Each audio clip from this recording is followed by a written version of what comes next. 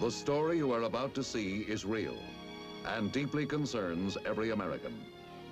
Take an area the size of New England, shift it more than 10,000 miles away. Put dense jungles, high mountains, narrow coastal plains, large swamps, and a broad river delta on it. There you have the setting. Some 15 million people with ancient culture. 95% are lowlanders of northern origin, but intermingled with other immigrants from the surrounding areas.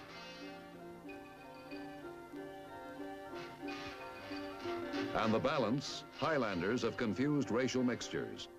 There you have the cast. And the time is now. But what is America's part in this story? Perhaps we may find the answer in the ringing words of Franklin Delano Roosevelt. There is a mysterious cycle in human events. To some generation, much is given. Of other generations, much is expected. This generation of Americans has a rendezvous with destiny. And we have come to another rendezvous, this time in Vietnam.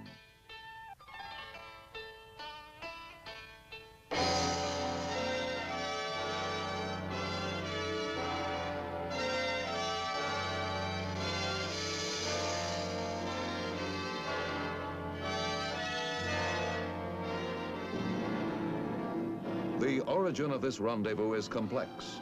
It begins perhaps in 1863, when the first province of what is now Vietnam was annexed by France. Within 20 years, the whole of modern Vietnam had become a French protectorate. The urge for national independence, which never died, emerged in force towards the end of World War II, and the communists took advantage of it. Thus, the returning French army found itself engaged in another war. But this was a war without front lines, and to many soldiers, seemingly a war without end.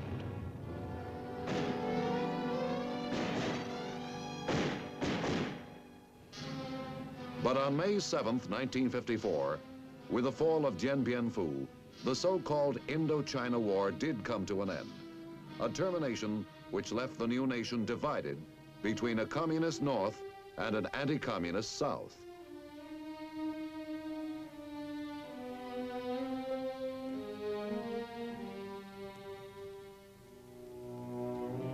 As the military forces of the communist North, the Viet Cong, began to infiltrate the South in ever-increasing numbers, the situation called for a major decision by the United States. Here was a government on our side, ruling a country with some of the world's richest rice fields and a strategic location affecting the whole of Southeast Asia. What began as a revolution for national independence had been converted into another battlefield of the Cold War through the coercive terror and false promises of communism.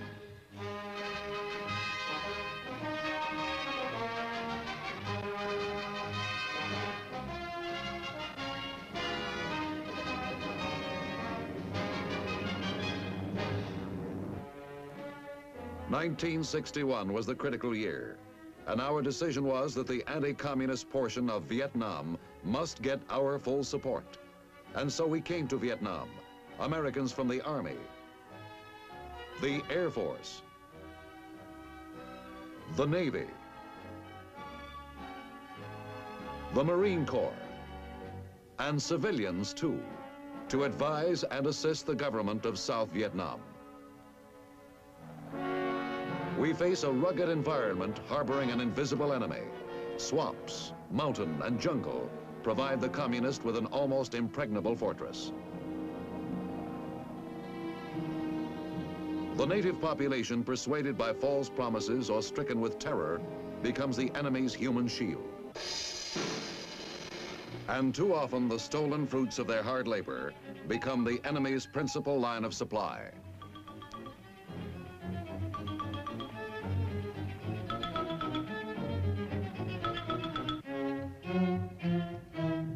This is a war being fought in fragments. An attack here, an ambush there. Yet like a broken mirror, each fragment reflects the enemy's total plan.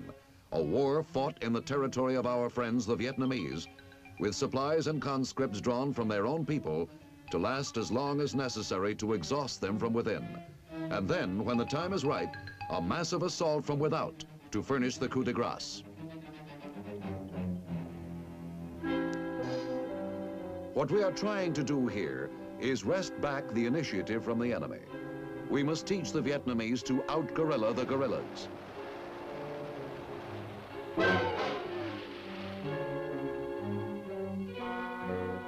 With skills and tactics developed by United States Special Forces experts at Fort Bragg in the United States, Vietnamese Rangers now can match the enemy at his own game.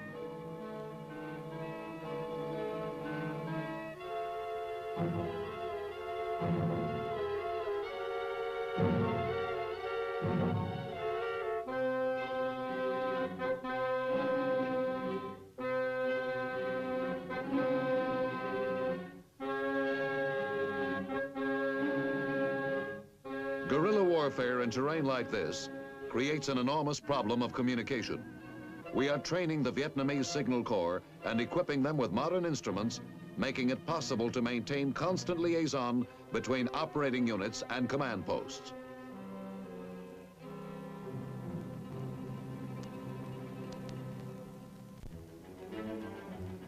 There are many here, Americans and Vietnamese, who believe that better communications are the key to the problem. Their improvement is gradually depriving the Viet Cong of opportunities to apply overwhelming force to isolated villages and outposts, unable to summon help.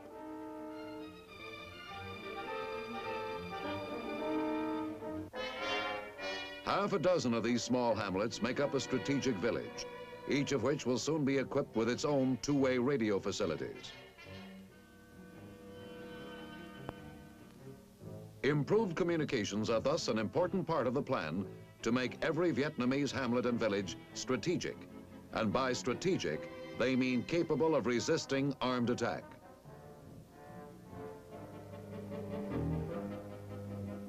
With speedy communication, retaliatory action against Viet Cong surprise attacks can be swift and pinpointed.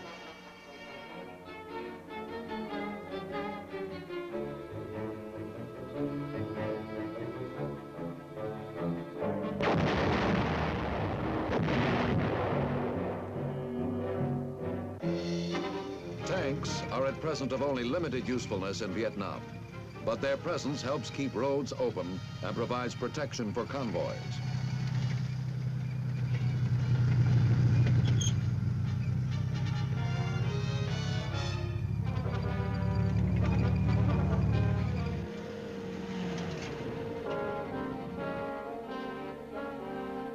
Guerrilla wars have a habit of growing into full-scale national wars. While fighting the very different tactics of guerrillas, no new nation can afford to neglect the strategy and tactics of conventional warfare, an error which the Vietnamese are careful to avoid.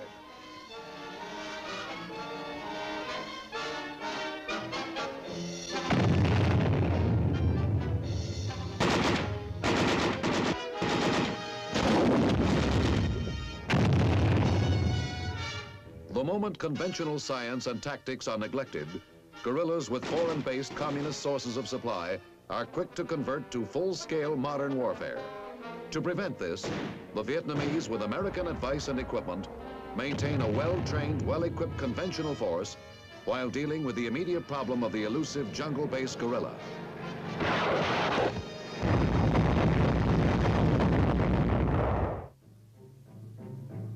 The different types of terrain in Vietnam have made the war into three wars. Each is fought on its own terms. First, in the Mekong River Delta south of Saigon. Second, on the high plateau and along the low coastal strips of central Vietnam. And third, in the jungles of northern mountains, which run into the area held by the Red regime of Ho Chi Minh. The rich and fertile land of the Mekong Delta is a flat country with 2,500 miles of waterways crisscrossing vast tracts of rice paddies and mangrove swamps. American trained and equipped Vietnamese naval units patrol the canals and rivers to bring security to remote villages.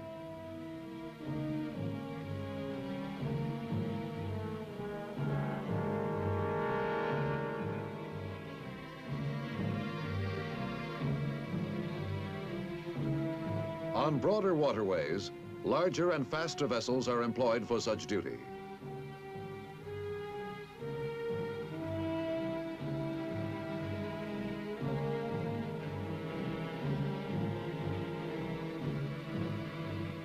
The long coastline of Vietnam presents a standing invitation to communist infiltrators. The seas of Southeast Asia are alive with junks, any one of which may be attempting to land communist agents or supplies. An extensive junk fleet of its own is maintained by the government of Vietnam to intercept and inspect all suspicious vessels.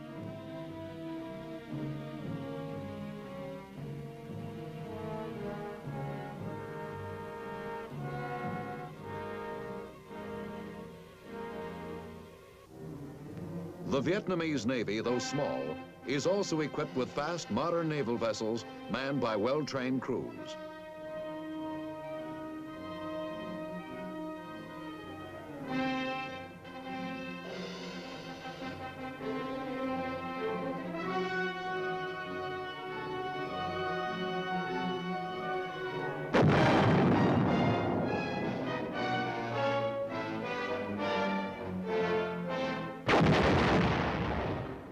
Vietnamese Marines, increasingly well-versed in United States military tactics, coordinate their power and skill with land and air forces in attack and pursuit.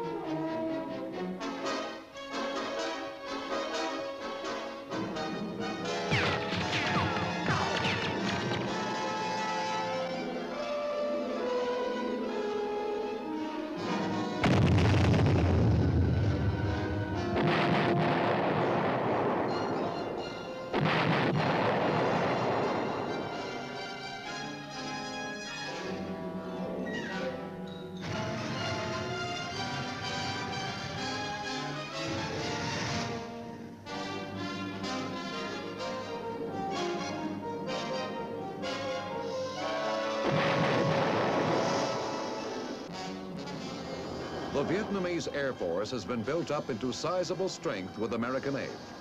Their fighters support ground actions and control the sky.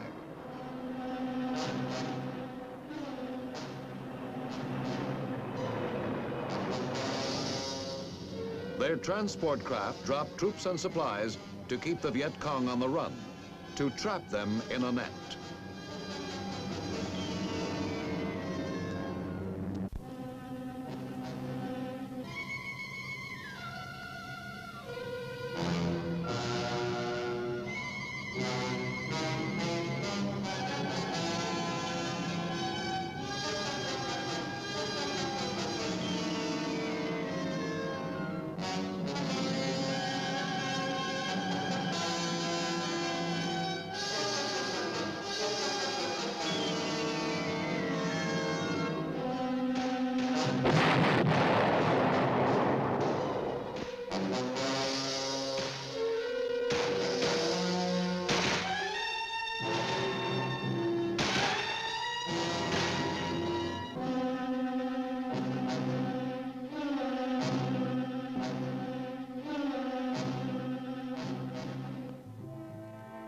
A new element of mobility has recently come into being. The increasing use of American transport helicopters has made the enemy reluctant to travel or attack in large numbers. With the elusive Viet Cong moving stealthily through the swamps from concealed bases, speed is of utter importance in tracking down the attackers. Helicopter operations depend for their success on close coordination between Vietnamese regular army personnel, local intelligence sources, and American pilots.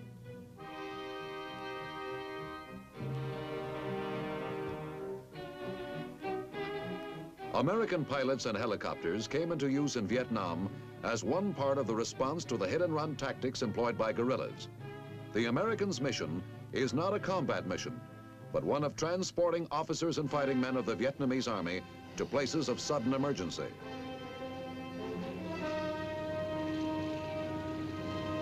Often helicopters are used to lift hundreds of Vietnamese troops from their field headquarters to the scene of the crime.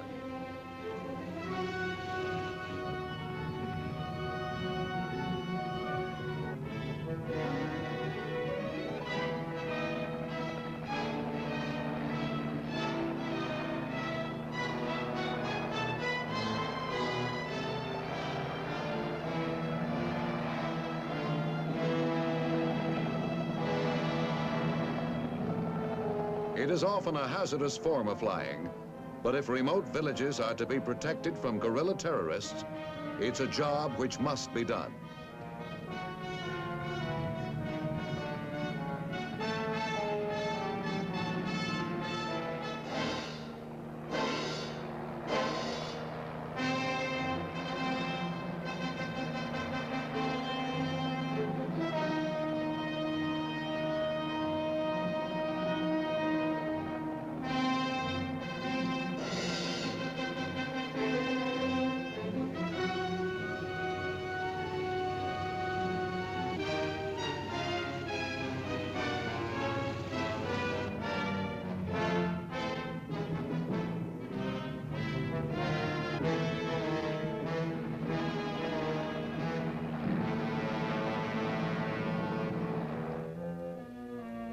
Although the communists can vanish by hiding in villages or submerging in canals with bamboo tubes in their mouths, quick action has often resulted in their capture. Communist agents and guerrillas are adept at concealing themselves. Some remote villages are literally honeycombed with secret tunnels and concealed caches of arms and ammunition.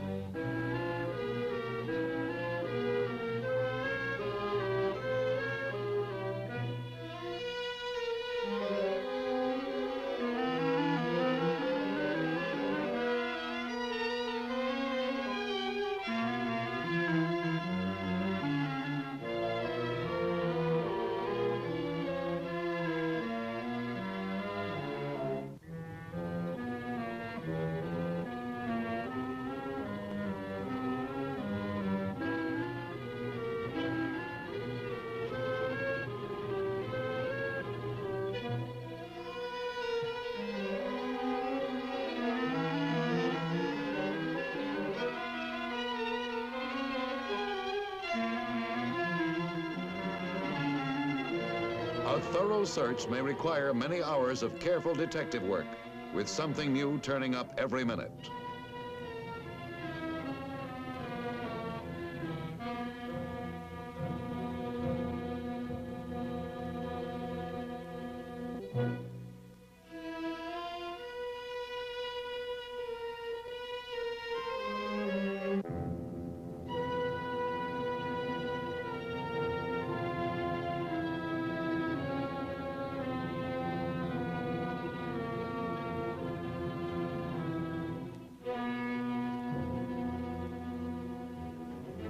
Helicopters also deliver supplies to isolated defenders in their mountain redoubts.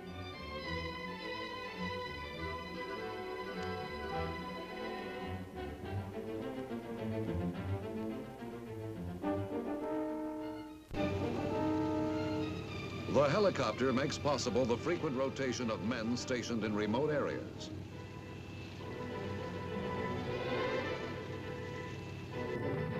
And for men in lonely outposts, baskets of chickens, ducks, and pigs dropped from heaven make all the difference between bare existence and a reasonable life. A most important function of helicopters and other aircraft is not only transport, but reconnaissance. For Viet Cong positions throughout the country must be continuously sought out and destroyed. In such probing operations, the casualties suffered by the Vietnamese have averaged only a fraction of those inflicted upon the enemy.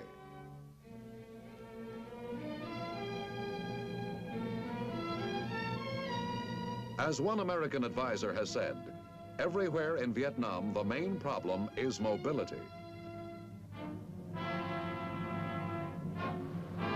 As the Vietnamese Civil Guard becomes increasingly well-trained, they are able to free the regular forces for action in the field by taking over many of the static defense jobs. They guard bridges, rivers, and roads, and generally keep order and security in rear areas. In central Vietnam, nearly 40,000 square miles of sharp slopes and rugged mountains are some 10,000 square miles of flat farmland. Of it, none is more important than the central highlands.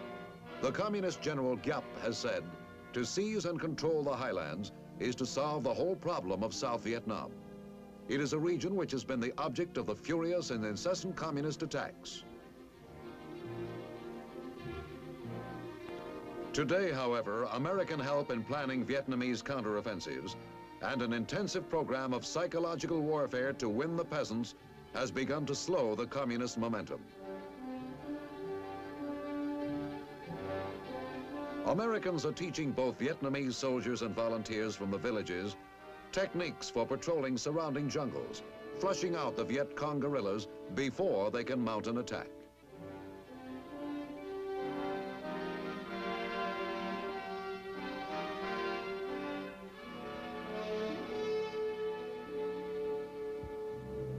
In the jungles of Vietnam, guerrillas do not depend entirely on smuggled or stolen weapons.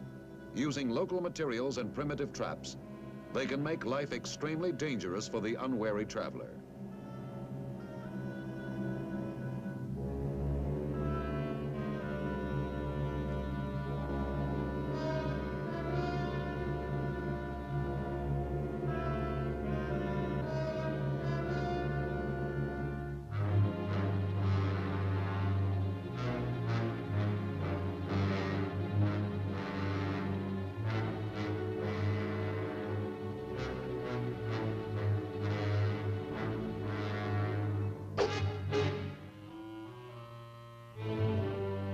The Vietnamese and American advisors have initiated a vast program of relocation, moving isolated tribes into specially constructed and protected strategic villages.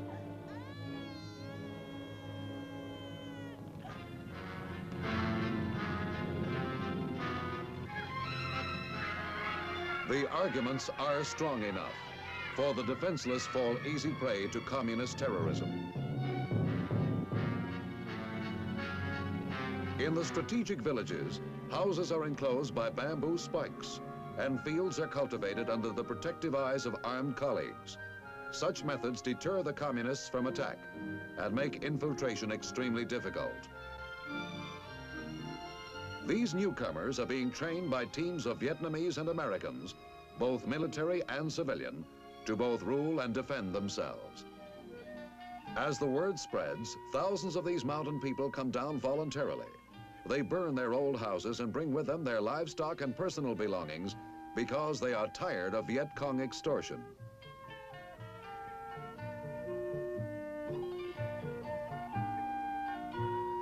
Today, even a number of Viet Cong guerrillas, originally dragooned from the peasantry, have deserted and returned after learning that their homes are now secure against guerrilla terrorism. But security alone is not enough. The people must also have something to live for, some expectation of a better life.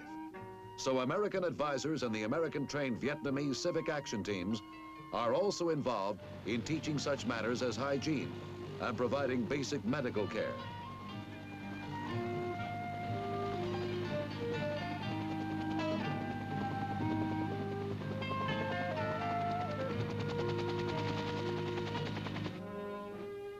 For intelligence work, the eyes and ears of the mountain tribesmen are invaluable. As American Vietnamese teams win them over to active collaboration with the free world, the situation of the communist guerrillas becomes ever more precarious.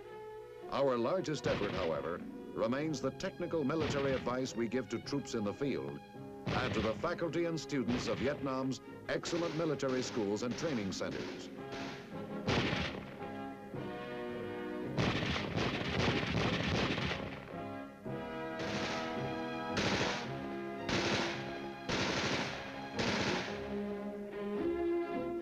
This is the Dalat Academy for Officers.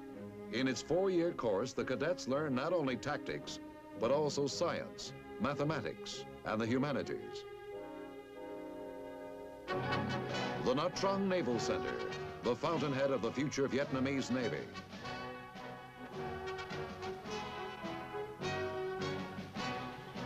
The Nha Trang Air Training Center, for training pilots, navigators, and ground crews.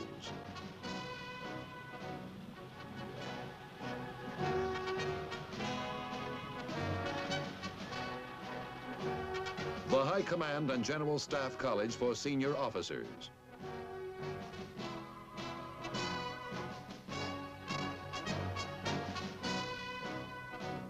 Perhaps the American Military Assistance Program will leave its permanent mark by helping in establishing modern military schools in this country. Through these schools, it would help the government weld a defense force capable of coupling security with welfare, of building a nation, as well as defeating the enemy.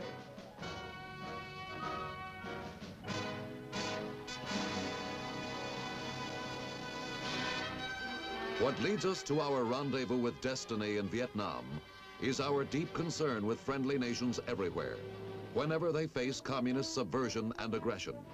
As they continue their fight, we also help them to build, so that they will emerge out of their present struggle a strong and independent member of the free world.